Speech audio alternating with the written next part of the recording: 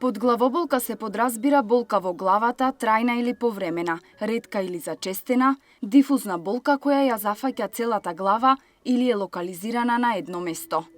Таа представува еден од најчестите симптоми со кои се среќаваме во секојдневниот живот, но можне често е симптом на многу болести. Оваа појава е проблем со кој се соочува голем дел од општата популација, представува социоекономски и психолошки проблем, чии последици влијаат на работоспособноста на човекот, концентрацијата, расположението и појавата на негативна енергија, нервоза и слично. За трите најважни групи на главоболки говори невропсихијатарот доктор Методи Чепреганов. Главоболката, за жал, во мојата 60 годишна пракса, мислам дека е еден од најголемите проблеми на публичното здравје.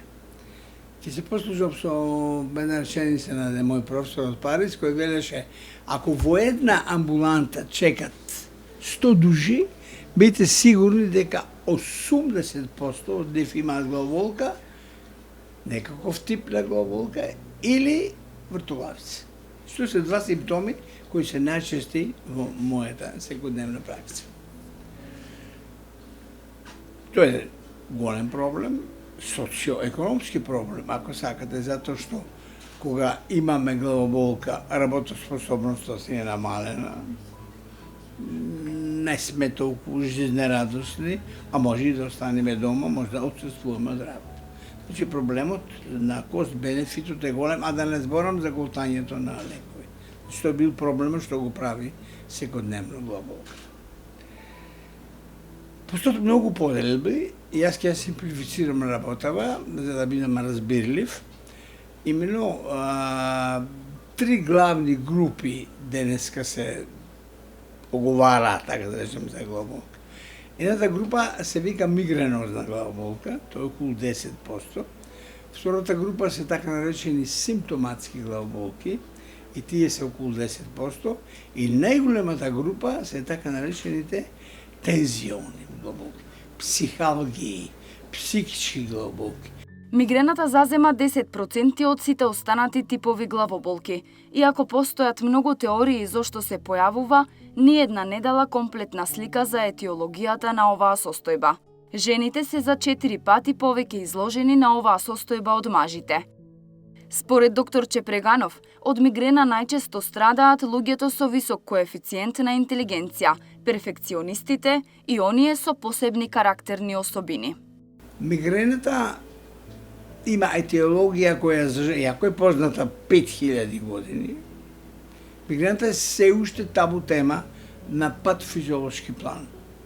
Постои неврална теорија, васкуларна теорија, да не ве замарам со патофизиологија, меѓутоа ниедна од нив не дава комплетно објаснување на почетокот и етиологијата, односно причината на нападите. Реков 10%, со тоа што е во огромно предимство кај жените. Односот е 4:1. Ќе прашате одма зошто? Зошто? Затоа што се смета дека богатството на хормони кај жената е главната причина за главоболките. И ако во ниедна од теориите што ги споменав, хормоналниот статус не е уште објаснет. Зошто, како и на кој начин. Ама тоа е факт. Мигрената има една многу типична клиничка слика.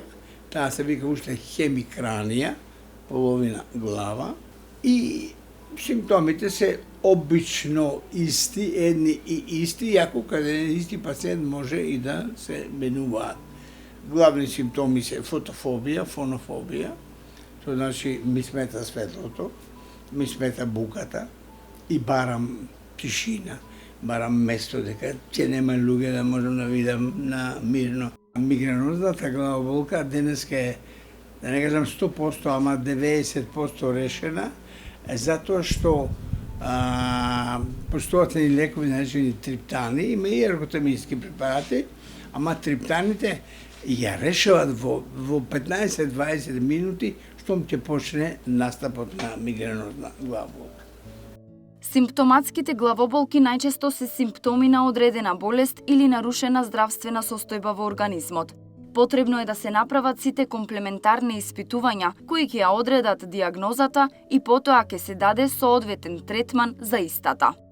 Симптоматската главоболка е резултат на пак 10% на сите можни структури кои се наоѓаат во черепната кутија. Значи нема процес во мозокот кој не може да даде симптоматска главоболка. Кога сме на симптоматските главоболки, одма да кажам нека постојат комплементарни за сите главоболки, ама посебно за симптоматските, комплементарни испитувања кои сме должни да ги направиме, кои треба да ги направиме. Јас со мојата 6 годишна пракса не сум пропуштил главоболка како симптом, да не го комплетно испитам. Иако тоа личи на една тензија, на една психичка главоболка. Да. Направите ги сите потребни испитувања. Кои се тие? Електроенцефалограм, обавезно. Видиме каква е функцијата, каква е активноста на мозокот. Јас имам за тоа исто така 2 книги направено. Електроенцефалографија и клиничка електроенцефалографија на времето. Потоа правиме било која од neuroimaging диагностичките методи. Ја преферирам магнет, иако може да се направи и компјутер. Меѓутоа компјутерот точноста му е многу помала од колку магнетот и има зрачење.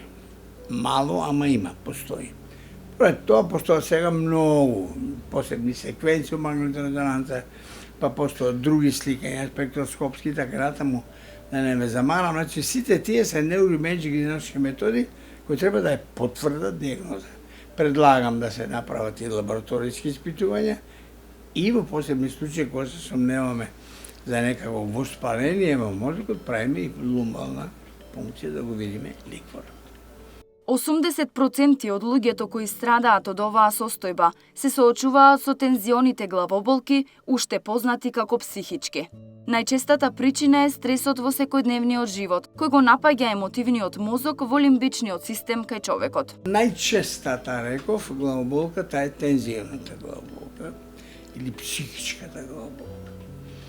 Има многу теории кои сака да го објаснат овој феномен, меѓутоа најприфатлива е дека една пролонгирана стресогена состојба го напаѓа емотивниот мозок во лимбичниот систем и психоемотивните наплеви доведуваат до стегање на нухалната мускулатура. Секоја стресогена условена состојба на секој жив створ на мајката Земја планета кој ќе нападне личноста, интегритетот на егото, на психопрофилот на таа личност, доведува до една револуција во организмот на 3 системи. Првиот е хормоналниот систем. Се покачува адреналинот. Се покачуваат неуромодулаторите и неуромедиаторите. Допамин, серотонин, глутамат и гама-аминобутериксина, само ги напоменувам. Сите тие материи биохемиски се во една покачена состојба и тие имаат огромно влијание врз функционирањето на така наречената хомеостаза. Хомеостаза е биолошко равновесие на нашиот организам кој сака да биде нон-стоп во едно витално равновесие. Овие ја напаѓа таа равнотежа, сите тие влијаат на таа хомеостаза и го пореметуваат равновесието во организма. И тогаш реагира нухалната мускулатура. Затоа е многу битно на таквите луѓе да им се советува да ги избегаваат стресогените состојби. Оти стресот е, чувте, прави револуција во нашиот организам. Не боли, нема температура, ама ви го пореметува хомеостазата, равнотежата. Ако огинот во мојата фамилија и во моите интерперсонални односи или на моето работно место гори, земајте на тони лекови, нема да ви помогне. Поготово, ако живеете во една средина во која деструктивниот, ќе држам предавање за тоа сега, 2-3 дена, деструктивниот нагон доминира И јас сум нон-стоп во една агресија према вас и вие сте нон-стоп во една скриена состојба, ама со распламтени хормони, неуромодулатори и неуромедиатори во вас. Ќе ви боли главата. Ќе ви боли главата, ќе имате вртоглавица. Ама лек нема да ви помогне. Оти ние живееме во многу емоции. Пред некој ден во еден интервју кажав следното. Живеев долго години во Европа, ова као за крај. И ме праша која е разлика меѓу Европа и нас. Јас реков лаконски ќе ви одговорам. Европа е организирана, реална и во целата професионалност нема емоции. Ние дезорганизирани, нереални и во секоја работа ставаме милион емоции. Проблемот знаете ли каде е? Емотивните напливи ја стеснуваат свеста, а стеснетата свест го губи логичното мислење. Тука е проблемот на ментални склоп на мојот народ. Живееме во брзо и динамично време и стресот е неизбежен насекаде околу нас. Најважно од се е да се избегнат стресогените фактори, кои се главната причина за многу болести. Навременото дијагностицирање на било каква состојба во организмот е во голема полза за да се одреди соодветен третман. Општата популација на светско ниво страда од психосоматски болести кои се предизвикани од стресни ситуации, напнатост и нервоза. Вниманието кое ќе го посветиме на сопственото здравје ќе се одрази позитивно на истото, а животот ќе го направиме далеку подобар.